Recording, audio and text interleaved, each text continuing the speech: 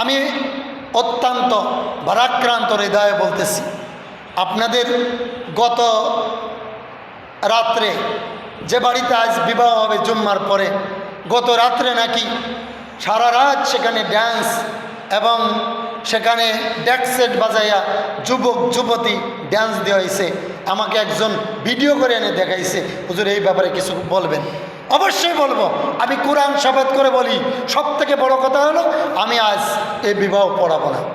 আপনারা যেখান থেকে হুজুর আনেন সেখান থেকে আপনি হুজুর এনে বিয়ে পড়ান। সারা বাংলাদেশে আমি ওয়াজ মাহফিল করি, আব্দুল আজিজ জিহাদি নামে পরিচিত।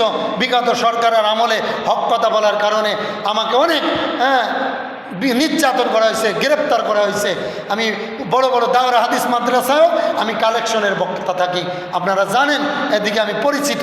আমি হক কথা বলি, তো আমার মসজিদে যদি হক কথা না বলতে পারি আর কোথায় বলবো মিয়া? আমি এই বিয়ে পড়াবো না, আপনারা অন্য জায়গার থেকে হুজুর এনে বিয়ে পড়ান।